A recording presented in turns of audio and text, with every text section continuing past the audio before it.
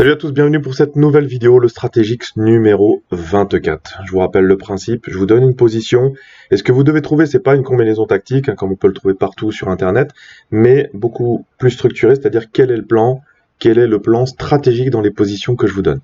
Tous ces stratégiques, c'est le 24e, ils sont référencés sur le site internet www.chesstrainer2000.com, qui est sous la description.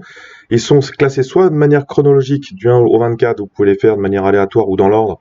J'ai pas de fil conducteur, donc l'important c'est que vous connaissiez pas le thème à l'avance, parce que quand vous jouez une partie, il n'y a pas une petite voix qui vous dit tiens attention, tiens là c'est fou, t'as un mauvais fou contre un bon fou, t'as un fou contre cavalier, essaye de simplifier pour te donner une finale favorable, genre de choses comme ça. Ou alors vous pouvez les faire, ils sont également classés par thème si vous cherchez un thème en particulier. L'attaque de minorité, le pion dame isolé, etc. Vous pouvez y aller, vous cliquez directement sur le thème et puis vous regardez la vidéo correspondante. Donc ici, on a une partie entre Taimanov qui avait les blancs et Najdorf qui avait les noirs, qui s'est joué pendant le fameux tournoi de 53, le tournoi des candidats de Zurich, qui a été débriefé en livre par Bronstein. D'ailleurs, j'ai fait une vidéo sur ce livre, si vous voulez aller sur les playlists de mes meilleurs livres d'échecs, vous allez la trouver. Donc cette position, issue d'une défense est-indienne, la variante Mar del Plata, ce que je vous demande, c'est de faire pause, encore une fois, c'est au blanc de jouer. Et quel est le bon plan stratégique dans cette position? Les noirs viennent de jouer F4, qui est une erreur stratégique dans cette position. À vous de trouver. Vous pouvez faire pause et on se retrouve tout de suite pour la solution. Alors cette position, elle est issue, comme je vous l'ai dit, d'une défense est-indienne. La défense est-indienne, c'était l'arme favorite de Kasparov, enfin c'est l'arme Kasparov, il y en a d'autres qui l'ont joué, mais comme il avait une telle profondeur de calcul, etc., c'est vraiment une ouverture qui lui convenait. D'ailleurs, ce genre de position, les ordinateurs calent complètement. C'est très difficile pour les ordinateurs de donner une vraie évaluation correcte de la position. Donc c'est des positions très tranchantes. Quand les noirs veulent gagner, ou ils ont une grosse capacité de calcul, etc., ça peut être vraiment une arme redoutable. Cette position que je vous ai montrée, elle provient de la partie de Taimanov et de Najdorf de 53, mais elle ne s'est pas présentée sur l'échiquier. En l'occurrence, Najdorf n'a pas fait, Taimanov n'a pas tenté cette position, etc., mais elle provient de ce genre de position. Donc la variante Mar del Plata, 8 coups, on va revenir dessus. Kotronias a fait 2 livres entiers juste sur cette variante après 8 coups pour vous donner la profondeur de l'Est indienne. Et je me souviens, j'avais un livre qui s'appelait Kasparov, l'Est indienne dans les mains de Kasparov. Il allait sur des analyses avec des variantes de 30 coups. Donc complètement fou. C'est vraiment une ouverture très dynamique. On va pas faire en détail, comme je vous le dis, ça serait trop dur, mais on va voir quand même les plans respectifs des deux camps. On va d'ailleurs se mettre du côté des noirs, on va se mettre du côté de Najdorf. Donc D4, cavalier F6, C4, G6, on est dans les défenses indiennes, et ici on est sur la défense est-indienne. Voilà. J'ai les 3 derniers stratégiques, c'était un peu ce genre de structure. Cavalier C3, fou G7, E4, D6, donc là il faut stopper l'avancée du pion E, donc on joue D6. Cavalier F3, petit roc, fou E2, E5. L'idée c'est un petit peu soit de forcer l'échange sur E5, et de pousser un petit peu les blancs à pousser D5. Voilà. Et l'idée, on vient avec le cavalier en E7. Donc si on regarde cette structure de pion là, donc on a ici, donc le break de pion sur les phalanges de pion ici, ça va être la poussée F5. Voilà. Et si on regarde un petit peu les blancs, ce qu'ils aimeraient c'est pousser F3, avoir cette phalange et jouer à l'aile dame.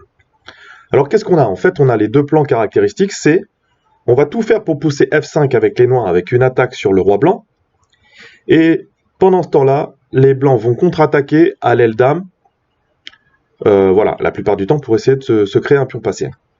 Alors ce qui est intéressant, on a 2 plans dynamiques distincts de chaque côté de l'échiquier, donc c'est-à-dire que si par exemple les blancs font trop défendre sur le roi, et qu'ils font pas la contre-attaque habituelle, ils vont se faire rouler dessus. Voilà. Donc c'est vraiment ces 2 éléments dynamiques qui font que les Est indiennes sont équilibrées. et il faut jouer vraiment les plans avec vigueur. Alors on a des arrangements de pièces, etc., des breaks de pions qui sont assez classiques, donc quand on a l'habitude de le jouer, ça peut être intéressant, et voilà, c'est toujours assez identique. Donc, du coup, les blancs, eux, ce qu'ils veulent avoir, c'est ils savent que les noirs vont faire F5, ils veulent avoir leur phalange de pions, donc ils veulent pouvoir pousser F3. Cavalier D7, fou E3, F5, ça y est. Donc là, cavalier D7, c'était ça la variante Mar del Plata. Donc là, ce qu'on fait, c'est cavalier D7, et le cavalier, il va revenir à terme dans la course on va venir faire une avalanche de pions sur le roi blanc. Voilà, on va faire une avalanche de pions.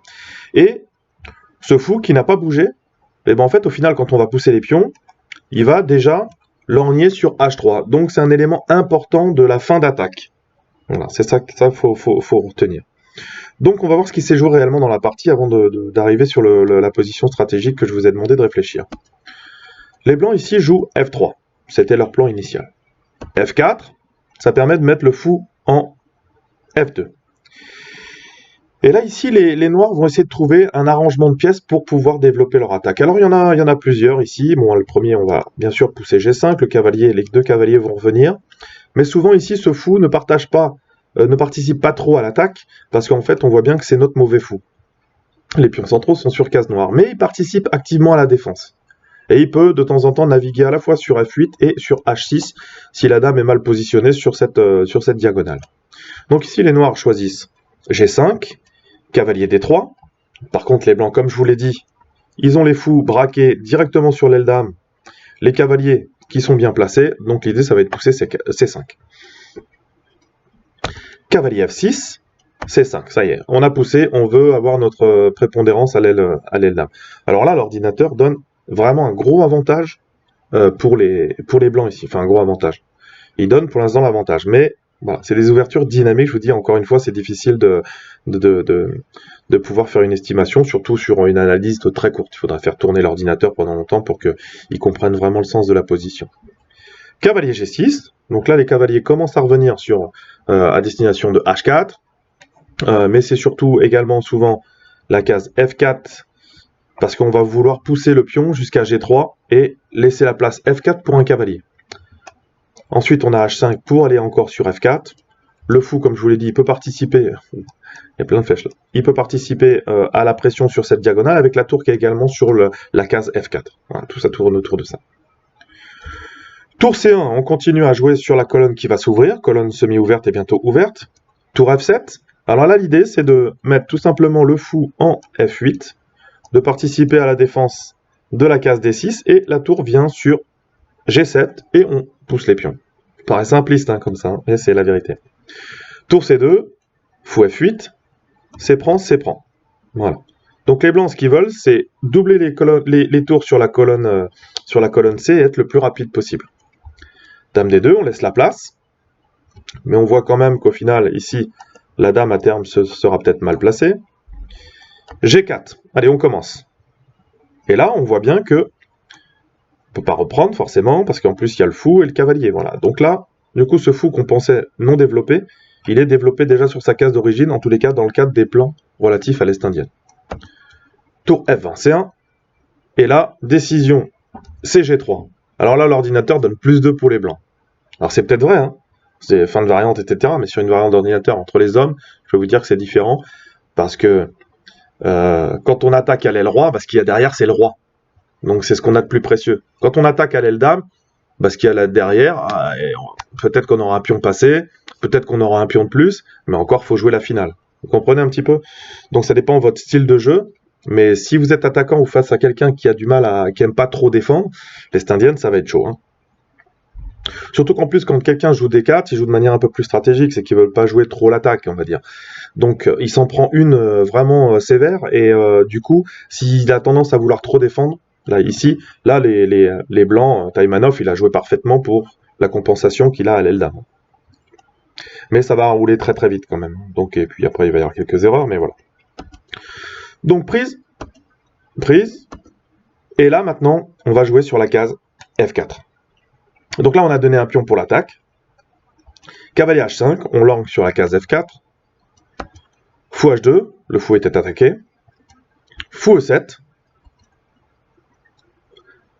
Donc l'idée c'est de venir ici sur G5. Hein, on a une petite enfilade ici. Mais peut-être que cavalier directement en F4 c'était intéressant. Voilà, parce que ici ça permet de faire rentrer en jeu le fou avec ce clouage ici. Par exemple G3 et on fait du fou H3. Et là l'attaque est encore très très forte. Mais les noirs ont choisi fou E7. Cavalier B1. Alors là, les blancs essayent de se regrouper et puis de changer un petit peu l'arrangement des pièces pour pouvoir défendre sur l'attaque qui va arriver. Fou D7. Alors fou G5 n'était pas possible ici directement parce que on a tour C8 en intermédiaire ici, tour C8 ici, dame prend, et dame prend fou G5, et pour la tour on a les deux fous. Voilà. Donc c'était pas possible, ça Taimanov et enfin Najdorf le voit, donc il joue fou D7. Voilà. Donc ce fou également vient à la fois participer à l'attaque et participer à la défense sur l'aile dame. Dame E1, fou G5, là maintenant on peut, cavalier D2, fou E3, on rentre, les noirs commencent à rentrer dans la position des blancs, roi H1, dame G5, une pièce supplémentaire à l'attaque, fou F1. Voilà. Ça c'est important de voir ce fou. Ce fou, il est resté en E6, en E2, pardon, depuis le 6e coup. Et là, on arrive au 27e coup, il revient en F1 pour la défense. Et si vous regardez bien à partir de fou E2, vous regardez bien ce fou, il n'a pas bougé d'un centimètre, il a très peu d'action, parce que c'est le mauvais fou des blancs. Les pions centraux sont sur des cases blanches, donc le fou de case blanche, c'est le mauvais fou. Et ici, c'est un gros pion, en fait, hein, si vous regardez. Hein. On peut dire qu'il participe peut-être un petit peu à la défense, mais en tous les cas, il ne participe pas trop à l'attaque. Surtout pour l'instant, vu la formation de pion qu'a choisi les blancs. Encore, il est encore en E2, encore en E2. Voilà, encore en E2. Et ici, il arrive seulement maintenant, au 27e coup, il vient en défense. Et on a toujours ce fou qui lui, est tranquille, bien, qui participe à la fois à l'attaque, comme je vous le dis, à la fois à la défense. On vient doubler sur la colonne F, tour D1. Là, les blancs essaient de trouver un arrangement, mais c'est trop tard. B5, ça c'est bien de la part de Najdorf. Voilà, il va y avoir un regroupement, donc il vient stopper un petit peu toute velléité aussi sur l'aile dame. A4, A6, des échanges de pions. Il sait qu'au pire, il y aura peut-être un pion passé, mais pour l'instant, lui, il a encore l'attaque. Tour G7, cavalier B3, cavalier H4. Et là, ça commence à faire énormément de pièces. Donc là, les combinaisons tactiques vont pleuvoir. Ici, le meilleur coup, par exemple, de défense, c'était de faire tour prend D7 ici. Donc de supprimer ce fou qui est si important pour la fin de l'attaque. Voilà. Tour C2, fou H3. Sachant quand même qu'ici, sur tour C2, eh bien, tour F3, le sacrifice de la tour ici, pseudo-sacrifice, était le meilleur, parce que ici, après la reprise sur F3, dame G1, fou prend, et mat. Voilà. Donc ici, ça gagnait un petit peu plus vite. Fou H3, ça garde quand même l'avantage. Dame E2, cavalier G2, fou prend, dame prend, dame va en H4, pour voilà, avec toutes les menaces sur la case G1, les cavaliers qui peuvent venir en G3 parce que le fou est cloué, etc. Donc les blancs sont obligés de donner la dame. Roi prend G7, tour G2, on vient en H8. Donc c'est vraiment très fréquent dans l'Est indienne que le roi aille se cacher derrière le dernier pion qui reste, vu qu'on a sacrifié G et F. Cavalier E1, cavalier F4, on continue. La menace ensuite sur G2 est tellement importante, on peut faire fou prend cavalier, et ensuite il va y avoir les menaces sur G2. Cavalier D2, H5, tour G5, tour G8, tour C1, ça c'est une possibilité, il y a eu abandon bien avant, mais c'était une des possibilités.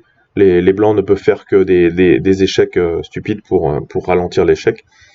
Et mat, mais ici, dernier coup, je sais pas, cavalier C4, et puis dame G2. Donc cette partie, je vous l'ai montré jusqu'au bout. Je vous ai montré l'importance de ce fou ici. Le fou qui est en C8, qui à la fois participe à l'attaque, mais également sur la défense de l'aile dame. En D7, très bien positionné. Et ensuite, il vient donner un petit peu, entre guillemets, le coup de grâce. Mais c'est ce qu'on avait vu sur la défense ici, au lieu de revenir en C2, la meilleure défense ici, c'était de sacrifier hein, cette qualité sur ce fou. Voilà. Donc maintenant, on va revenir à ce qui nous intéresse, c'est-à-dire la position après F4. Donc ça n'a pas été joué ici. Hein. Ce qui a été joué par Taimanov, c'est directement F3. Mais s'il avait décidé de jouer fou D2, ça peut tendre un petit piège pour les noirs s'ils jouent F4. Alors c'est un piège, c'est un bien grand mot, c'est un piège stratégique. Donc nous voilà sur la solution de notre diagramme ici. Pourquoi je vous ai montré la variante d'avant et la position? Parce que on a ce fou qui, on a l'impression qu'il joue pas, mais il est très très bien placé. D'ailleurs, si par définition, c'est le bon fou des noirs, parce que les pions centraux sont sur case noire. D'ailleurs, on le voit, celui-là, il n'y a pas beaucoup d'action, mais il sert quand même un petit peu à la défense. Mais ici, par définition, le fou C8, c'est le bon fou des noirs. Le fou G7, c'est le mauvais fou des noirs.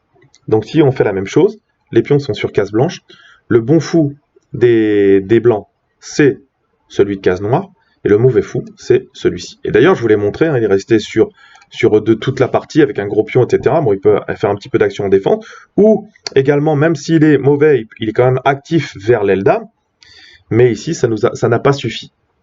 Donc ici, dans cette position, quand vous avez un mauvais fou et que votre adversaire a un bon fou, eh ben, on essaye de l'échanger. Donc ici, le bon coup, j'espère que vous l'avez trouvé. Si vous l'avez trouvé, je vous dis bravo. Ici, le bon coup, c'est fou G4. Il laisse le temps avec la poussée F4 ici de jouer ce coup vraiment très important. D'accord, l'idée c'est tout simplement de l'échanger contre ce fou C8. Et comme le cavalier doit revenir pour l'attaque à un moment donné ou à un autre, ça va être échangé. Dans le pire des cas, même on pourrait l'échanger contre le cavalier. Mais ici, toutes les premières variantes de l'ordinateur, par exemple, on a du cavalier F6, donc on a un échange tout de suite. Mais si on se dit, bah, si les noirs savent que c'est un échange stratégique qui est pas bon pour eux, on peut peut-être essayer de trouver autre chose. Cavalier C5, ça serait pareil, ça serait échangé. En fait, on voit qu'il n'y a pas grand-chose en fait pour voilà. Ici, bien sûr, on peut pas jouer H5 comme ça ici parce qu'on rentrerait sur F6 avec le pion qui est sur un avant-poste. Donc, on a réussi finalement à activer notre mauvais fou. Alors attention parce que c'est une définition qui est assez particulière. On dit bon fou, mauvais fou. Mais des fois, on a des bons fous qui peuvent être inactifs et des mauvais fous qui peuvent être actifs. C'est juste une question de définition. Quand on parle au niveau stratégie, il dit tiens, j'avais le bon fou, etc. Ça veut juste dire quand vous avez le bon fou, c'est que le fou qui vous reste, il n'est pas de la même couleur que vos pions centraux. C'est ça que ça veut dire. Voilà. Et ça a des conséquences stratégiques qu'il faut connaître. J'ai fait quelques stratégies là-dessus déjà, même d'autres des vidéos pures sur les bons fous et les mauvais fous. Vous pouvez retourner aussi sur le site www.chesstrainer2000.com sur lequel on a cette position. Donc ici, pas beaucoup de possibilités. Hein. C'est-à-dire, soit on vient en E6 et il va y avoir un avant-poste, soit on bouge le cavalier et on peut échanger directement sur C8. Voilà. Donc l'idée stratégique cachée derrière tout ça, c'est que les noirs, il ne faut absolument pas qu'ils permettent l'échange de ce fou ici, qui est le mauvais fou des blancs. Voilà, une vidéo peut-être un petit peu longue, mais bon, très intéressante, qui parlait un petit peu des différents plans dans l'Est indienne.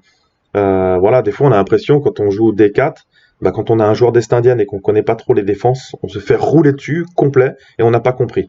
Je vous ai passé des détails, mais il y a même des sacrifices de pièces sur le roc blanc, et qui sont bons, qui sont connus, quoi. Hein. Judith Polgar a joué des parties complètement folles sur des sacrifices comme ça, hein, sur le roc, avec des pièces. Je parle d'elle, mais il y en a bien d'autres. Merci encore de suivre mes vidéos. Je vous rappelle Facebook et Twitter pour avoir toutes les informations et les dernières sorties de vidéos. Si vous aimez la vidéo, n'hésitez pas à laisser un petit pouce bleu et puis bien sûr à vous abonner et à partager bien sûr les vidéos. C'est le but de mon travail. Tout ça c'est gratuit. Bien sûr il y a un peu de pub. Je vous passe les conditions de YouTube qui m'obligent à mettre de la pub, sinon je pourrais pas faire de la publicité pour mon site internet. Bon, je vous passe les conditions générales de YouTube. En tous les cas, si ça vous plaît, n'hésitez pas à partager, à mettre un pouce bleu, et puis bien sûr tous les commentaires que vous voulez. En attendant les prochaines vidéos, je vous dis travaillez bien et à bientôt. Ciao, ciao.